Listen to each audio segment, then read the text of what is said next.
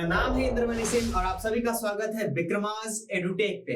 Friends, जैसा कि आपने थंबनेल में देखा होगा या फिर अभी अगर आप अपने स्क्रीन पे देख रहे होंगे तो आपको एक चीज देखने को मिली होगी जो कि थोड़ा सा डिमोटिवेटेड लग रहा होगा, आप लोगों को डिमोटिवेटिंग लग रहा होगा। क्यों? क्योंकि मैं कुछ बातें ऐसे कर रहा हूं कि 99% aspirants failed in UPSC examination. Why and how? What is the reason behind this? लेकिन सबसे पहले जो कि सबसे इंपॉर्टेंट चीज है यूपीएससी के प्रिपरेशन के दौरान, या फिर जो चीजें आप पढ़ रहे होंगे या फिर जो चीजें आप समझ रहे होंगे, उसमें से सबसे इंपॉर्टेंट चीज है एक्सेप्टेंस। एक्सेप्टेंस फ्रेंड्स ऐसी चीज है कि जिसको आप अगर जितनी जल्दी हो सके उसको अगर आप एक्सेप्ट कर लेते हो तो बहुत ही इंपॉर्टेंट हो जाता है, बहुत ही जरूरी है आपके लाइफ में। अगर आप एथिक्स पढ़ते होगे वहां भी एक्सेप्टेंस का एक अलग से चैप्टर है। उसी के साथ साथ एसेज में भी बहुत सी एक्सेप्टेंस को लेकर आपके सामने रेफरेंसेस आते होंगे। जैसे कि मैं हमेशा बोलता हूं कि यूपीएससी के प्रिपरेशन के जर्नी के दौरान, ये मैं अपने एक्सपीरियंस के आधार पे बोल रहा हूं जो मैंने फेस किया है। जैसे जैसे एग्जाम के अलग अलग फेजेस में मैं जाता रहा, मैं गुजरता रहा, उसी के अकॉर्डिंग चीजें जो मैंने सीखी मैं आपसे शेयर करने आया हूं। सबसे पहली बात कि यूपीएससी के जर्नी में मैं हमेशा बोलता हूं कि यूपीएससी एक एग्जामिनेशन नहीं है, ये एक पर्सन का एग्जाम नहीं है, ये टेस्ट है पर्सनालिटी का।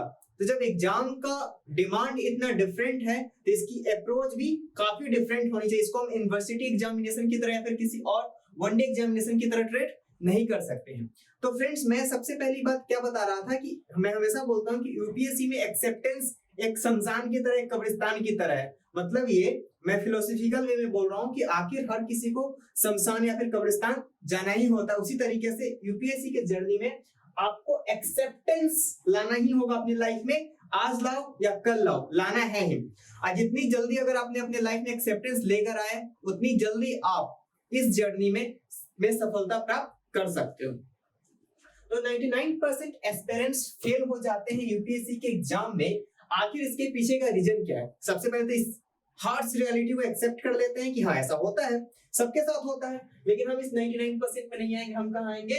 इस 1% में। क्योंकि आपको पता होना चाहिए कि 10 लाख लोग अगर किसी एग्जामिनेशन का फॉर्म फिलअप कर रहे हैं और 1K के आसपास, 1000 के आसपास उसकी सीट्स हैं, तो आप खुद परसेंटेज निकाल लीजिए, सीसेट में इतना तो पढ़ा ही होगा।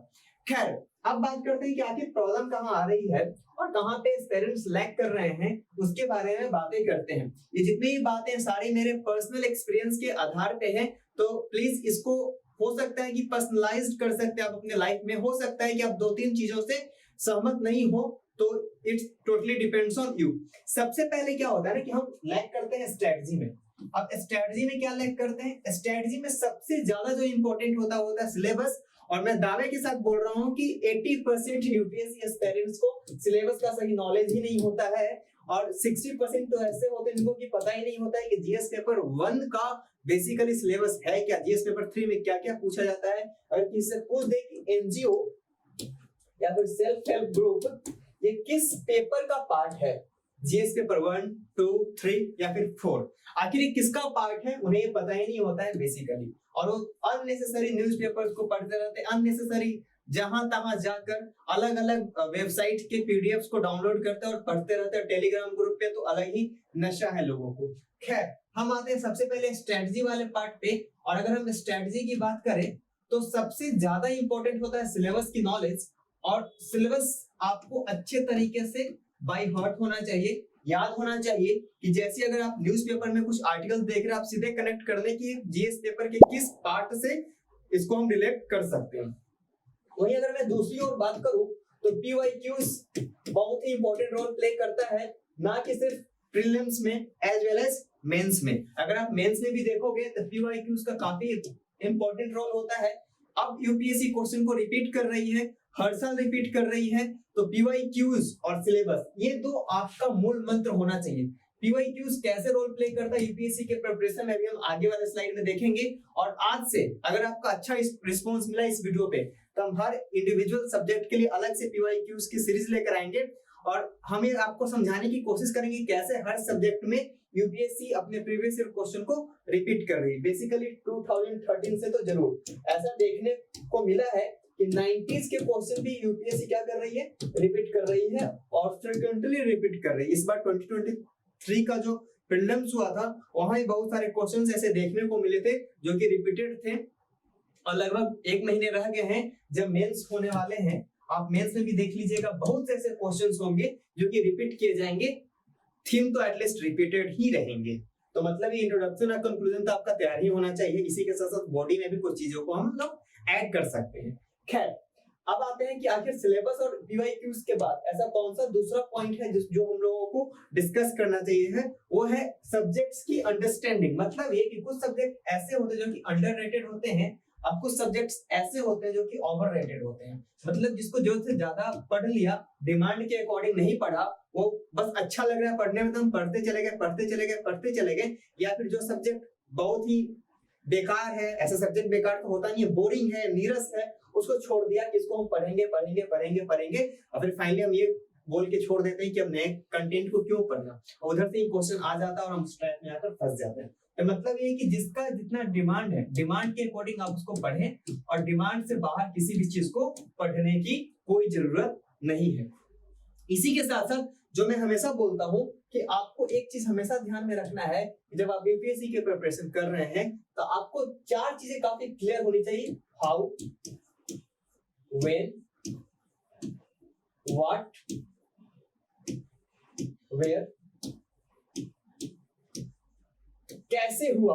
कोई भी इवेंट होता है तो उसके पीछे का जो मतलब कैसे हो रहा है, उसका जो प्रोसेस है वो क्या है, वो जानना काफी इंपॉर्टेंट है। उसी के साथ साथ आपको तो ये पता ही होगा व्हेन, कब हो रहा है। ना कि सिर्फ हिस्ट्री और पॉलिटी जैसे सब्जेक्ट में, ज्योग्राफी और साइंस एंड टेक जैसे सब्जेक्ट्स में भी आपको ये बात समझने की जरूरत है कि अगर हम चंद्रयान 3 लॉन्च कर रहे हैं तो आखिर ये 2023 में ही क्यों लॉन्च कर रहे हैं। इससे पहले जो 2 और चंद्रयान के सीरीज के 2 और जो लॉन्च किए गए थे उसकी क्या उपलब्धियां रही थी, उसके क्या फेलियर्स रहे थे, इस चंद्रयान 3 के क्या चैलेंजेस हैं, इसके बारे में आपको जानना बहुत ही जरूरी है। उसी के साथ साथ व्हाट, ये आखिर है क्या, मतलब इसका क्या है, चंद्रयान 3 क्या है, इसको किस तरीके के सैटेलाइट से लॉन्च किया गया है, इसका लॉन्चिंग व्हीकल क्या है, ये सब जानना आपके लिए बहुत ही ज्यादा जरूरी हो जाता है। उसी के साथ साथ वेयर, आखिर हम इस चंद्रयान 3 को कहां से लॉन्च कर रहे हैं। तो ये 4 चीजें आपका काफी ज्यादा क्लियर होना चाहिए।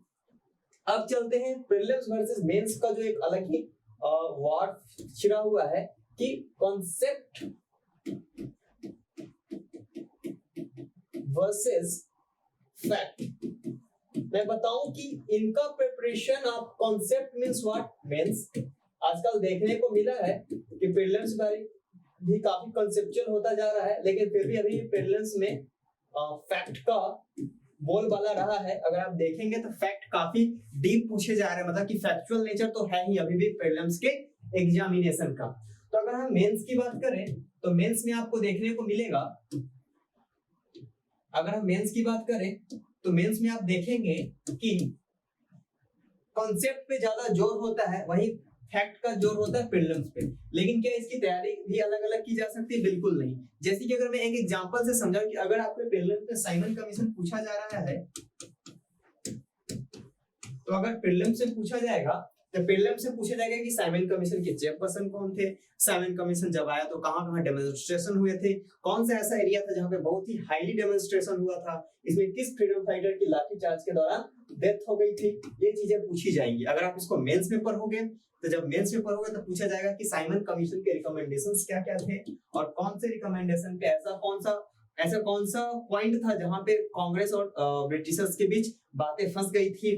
फिर उन्होंने नेहरू रिपोर्ट के लिए क्या बोला, आखिर नेहरू रिपोर्ट कहां से निकल कर आता है, जब नेहरू रिपोर्ट आता है इसमें भी अलग अलग चीजें हैं, मतलब कि डायमेंशंस अलग हो जाते हैं लेकिन कंटेंट सेम होता है। अगर आप जब नेहरू रिपोर्ट को पढ़ेंगे तो नेहरू रिपोर्ट को पढ़ने के दौरान आपको ये बातें जानने को मिलेंगी कि आपको फैक्ट क्या पूछा जाए कि नेहरू रिपोर्ट किसने प्रिपेयर किया था।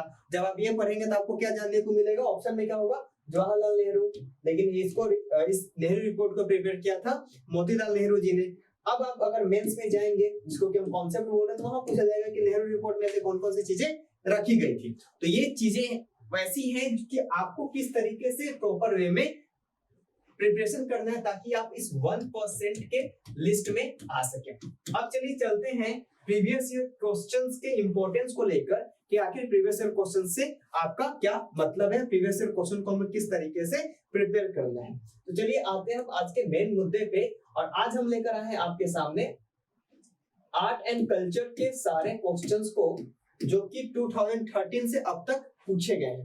तो आर्ट एंड कल्चर के क्वेश्चंस को देखेंगे और सबसे पहले हम देखेंगे कि किस तरह के क्वेश्चंस पूछे गए हैं।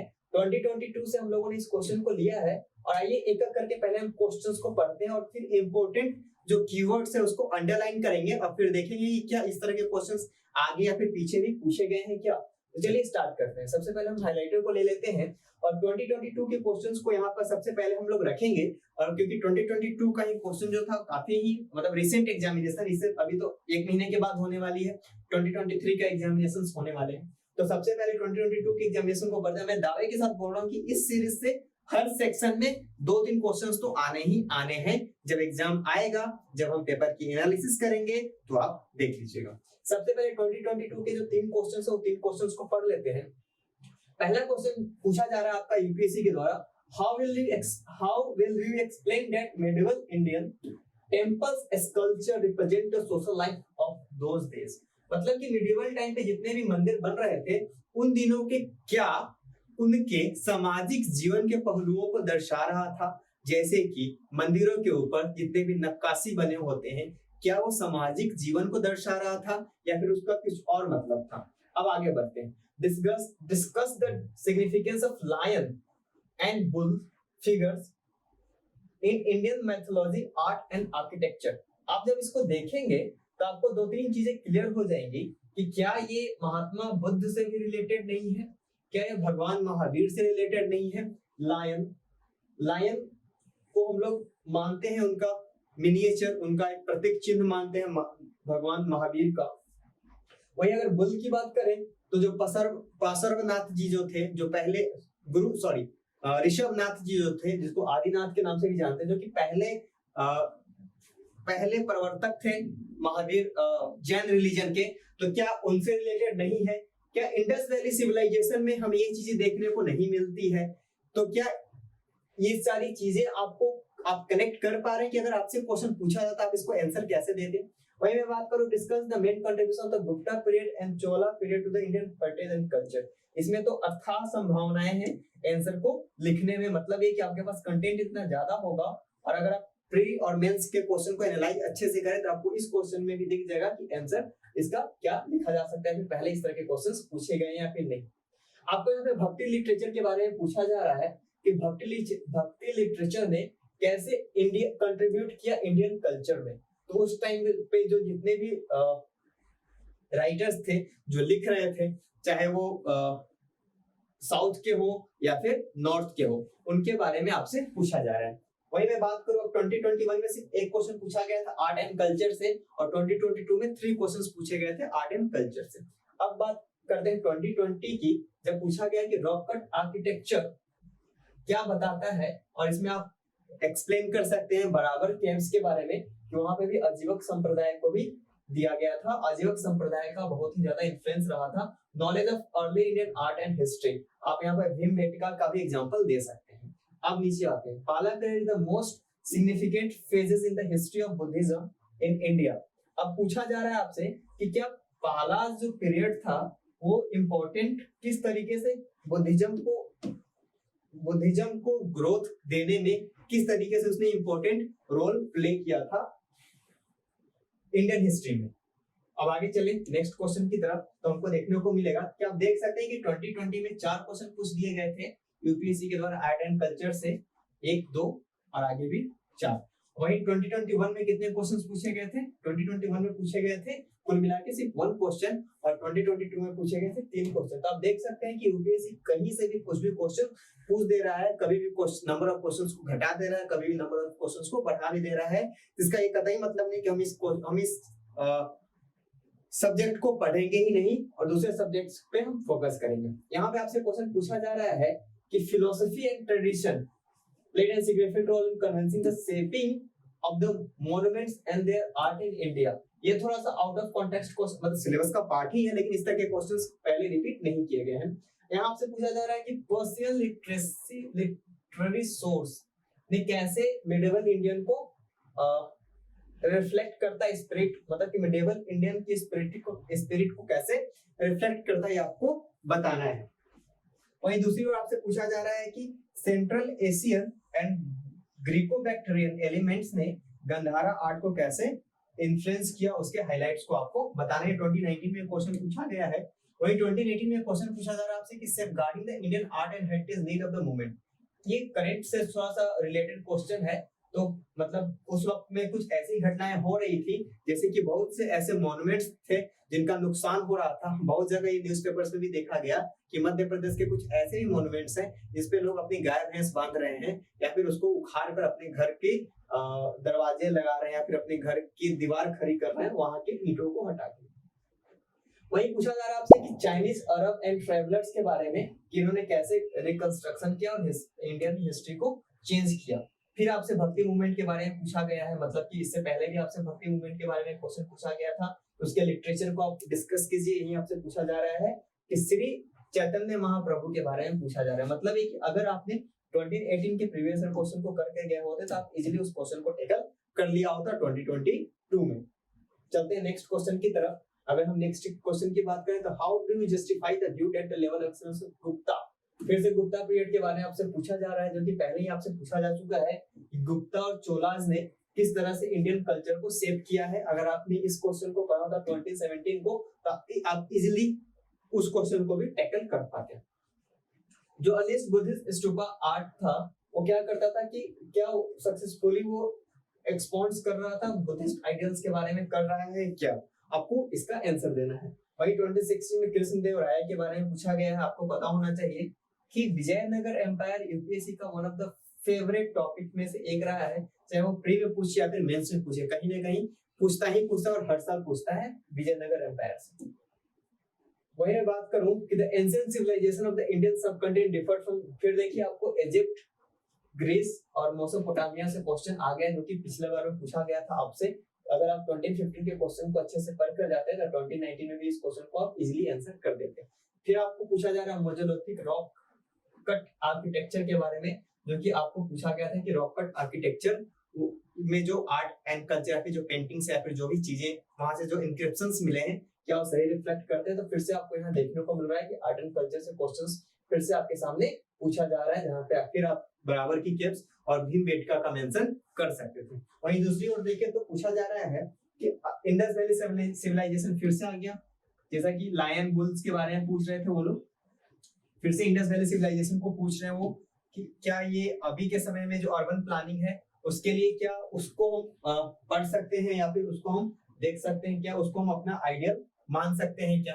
गांधारा आर्ट्स फिर से पूछ दिया जा रहा है आपके द्वारा, जो कि पहले ही पूछा गया था रोमन एंड ग्रीक्स, मतलब कि 2014 के क्वेश्चन को 2018 में यूपीएससी 4 साल के बाद फिर से रिपीट कर रही है। यहाँ देखिए आपको देखने को मिलेगा कि तक्षशिला यूनिवर्सिटी से क्वेश्चन पूछे जा रहे हैं। काफी लंबा क्वेश्चन है, लेकिन तक्षशिला यूनिवर्सिटी से क्वेश्चन पूछा जा रहा है। किससे कंपेयर किया जा रहा है? नालंदा यूनिवर्सिटी से कंपेयर किया जा रहा है। कि ऐसे 20 सिमिलरिटीज बताई जो कि नालंदा यूनिवर्सिटीज में नहीं थे, तक्षशिला यूनिवर्सिटी में था। तो अगर आप यूनिवर्सिटीज को देख ले तो उस समय पे 4-5 यूनिवर्सिटीज जो काफी फेमस हुआ करते थे, जैसे कि उदंतपुरी यूनिवर्सिटी, तक्षशिला यूनिवर्सिटी या फिर नालंदा यूनिवर्सिटी। इन 4 यूनिवर्सिटीज को आपको अच्छे तरीके से पढ़ लेना चाहिए।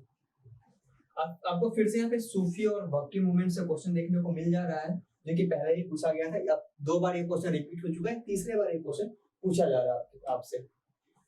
वहीं अगर आप देखेंगे कि आपको देखने को मिलेगा कि political history of south India फिर से संगम लिटरेचर पूछा जा रहा है। खैर इस क्वेश्चन को तो रिपीट नहीं किया गया है यूपीएससी के द्वारा। तांडव डांस को पूछा जा रहा है, इस क्वेश्चन को भी यूपीएससी के द्वारा रिपीट नहीं किया गया है, लेकिन डांस एंड आर्ट फॉर्म को तो आपको पढ़ ही लेना चाहिए। आपको यहाँ देखने को मिलेगा कि चोला आर्किटेक्चर के बारे में आपसे पूछा जा रहा था, जहाँ एक और आपसे कंपेयर किया गया था गुप्ता आर्किटेक्चर और चोला आर्किटेक्चर के बारे में, किसने कैसे इंडिया के आर्ट एंड कल्चर को शेप किया है। वहीं दूसरी ओर आपसे ये पूछा जा रहा है कि कैसे ये वाटरमार्क इवेंट साबित होता है टेम्पल आर्किटेक्चर के विषय में। तो आपसे फिर से चोला एम्पायर के बारे में पूछा जा रहा है। तो फ्रेंड्स ये क्वेश्चन जो थे मैं आपको फिर से बताऊं कि अगर इन ये क्वेश्चंस आपने अगर अच्छे से कर लिए होते तो बहुत से ऐसे क्वेश्चन थे जो कि बार बार रिपीट हो रहे हैं। इंडस वैली सिविलाइजेशन रिपीट हो रहा है, रॉक कट आर्किटेक्चर रिपीट हो रहा है, दो बार पूछ लिए गए हैं। ये ग्रीक जो है गंधारा आर्ट ऑफ कल्चर वो रिपीट हो रहा है, वो आपको पढ़ लेना चाहिए। वही मैं आपसे बात करूं कि गुप्ता एम्पायर तो रिपीट हो ही रहा है कि अगर गुप्ता से क्वेश्चंस पूछ लिए गए हैं और उसी के साथ साथ कहां से क्वेश्चन पूछ दिया गया है, क्वेश्चन पूछा गया चोला एम्पायर से पूछ दिया गया है, संगम लिटरेचर से क्वेश्चन पूछ लिए गए हैं और क्वेश्चन पूछ लिए गए हैं कहां से, क्वेश्चन पूछ दिया गया है विजयनगर एम्पायर से अगर क्वेश्चन पूछ दिया गया है, तो आपको क्या लगता है कि क्या आपको ऐसा नहीं लगता है कि हर्षवर्धन से क्वेश्चन नहीं पूछेंगे? आपको ये नहीं लगता है कि कनिष्क से क्वेश्चन नहीं पूछेंगे? हर्षवर्धन से क्वेश्चन तो पूछेंगे ही पूछेंगे, और उसी के साथ साथ वो क्वेश्चन कहां से पूछेंगे? कनिष्क से भी क्वेश्चन पूछेंगे ही पूछेंगे। तो आपको इसके साथ साथ कनिष्क और हर्षवर्धन को भी अच्छे से पढ़ लेने की जरूरत है। बुद्धिस्ट स्तूपा, मतलब कि आप एक बार अगर बुद्धा को पकड़े तो आप स्टार्ट करें जब वो बुद्धा कब थे, महाजनपदा के समय पे बुद्धा थे, जब मगध का उदय हो रहा था। उसी के साथ साथ बुद्धा का भी ओरिजिन होता है, बुद्धा भी इवॉल्व करना शुरू करते हैं और बुद्ध जैसे जैसे आगे बढ़ते जाते हैं वैसे वैसे उनका असर और बढ़ता चला जाता है। फिर मौर्यन एम्पायर पे उनका असर होता है, सबसे पहला जो इम्पैक्ट पड़ता है उनका किस पे पड़ता है? मौर्यन एम्पायर पे आफ्टर द कलिंग वॉर। उसके बाद क्या होता है कि गुप्ता एम्पायर के दौरान छोटा उतना ज्यादा इम्पैक्ट नहीं पड़ता, लेकिन जब कनिष्क का समय आता है, हर्षवर्धन का समय आता है, तो फिर वो उफान पे आते हैं। फिर वैसे धीरे धीरे करके साउथ की तरफ जाएंगे तो वहां भी बुद्ध का अलग ही एक विचार आपको देखने को मिलता है। तो आप किंग्स को पढ़ते जाएं और बुद्ध को पढ़ते जाएं, और मैं तो बोलूंगा कि विजयनगर एम्पायर और कृष्णदेवराय को पढ़े ही पढ़े एनी हाउ एनी केस। उसके बाद अगर हम बात करें जो इसमें हमने प्रीवियस ईयर क्वेश्चन को एनालाइज करने के समय में देखा, ये तो खैर करंट अफेयर्स से रिलेटेड क्वेश्चन था, तो इस तरह के क्वेश्चंस के लिए भी आप तैयार रहें कि आप अनएक्सपेक्टेड क्वेश्चन तो पूछ ही जा सकते हैं यूपीएससी के द्वारा। वहीं आप ट्रैवलर्स को अच्छे से पढ़ लें, Chinese travellers and Arab travellers के बारे में आपसे पूछा गया है, तो आप इस चीज के लिए तैयार रहें कि अब आपसे पूछा जाएगा कि वैसे ट्रैवलर्स जो कि आए थे अफ्रीका से, जैसे कि मोरक्को से आया था इब्न बतूता, तो आपको उसके लिए भी तैयार रहना होगा। और उसी के साथ साथ आपको कुछ यूरोपियन ट्रैवलर के लिए भी, यूरोपियन ट्रैवलर को भी पढ़ के रखना होगा। यूरोपियन ट्रैवलर के लिए अलग से आपको नोट्स बनाने होंगे जहां से क्वेश्चंस पूछे जा सकते हैं यूपीएससी के द्वारा। भक्ति मूवमेंट से मैंने जैसा कि बोला है कि इसने इस बार क्या किया, चैतन्य महाप्रभु को ऐड कर दिया। उससे पहले भी इसने क्या पूछा था, भक्ति मूवमेंट से क्वेश्चन उसके द्वारा पूछे गए थे यूपीएससी के द्वारा। वही मैं अगर बात करूं कि ये तो खैर थोड़ा डिफरेंट क्वेश्चन है, लेकिन इस तरह के क्वेश्चंस जैसे कि मैं हमेशा बोल रहा हूँ कि आपको out of the box questions के बारे में तैयार रहना होगा। जहां अरब और कहां के पूछे गए थे आपके द्वारा, ट्रैवलर्स के बारे में, चाइनीज ट्रैवलर्स के बारे में। वही दूसरी ओर आपको यहाँ पे देखने को मिलेगा कि पर्शियन ट्रैवलर्स के बारे में पूछा जा रहा है। मतलब कि अगर लिटरेरी सोर्स का क्या मतलब हुआ कि जो पर्शियंस इंडिया में आए थे उन्होंने क्या इंडिया के बारे में लिखकर क्या वापस गए थे, जैसे कि ननु। तो आपको ट्रैवलर्स को अच्छे से पढ़ना होगा, उन्होंने क्या लिखा है, उन्होंने क्या अकाउंट्स में लिखे हैं, क्या वो बता रहा है इंडियन किंग्स के बारे में, वो कहाँ कहाँ ट्रैवल करता है, क्या क्या चीजें एक्सप्लेन करता है, वो सब सारी चीजों को आपको पढ़ लेने की जरूरत है। फिर से आपको यहाँ पे ग्रीक रिपीट हो रहा है, ग्रीक इधर भी रिपीट हो रहा था। अगर मैं आपको दिखाऊं,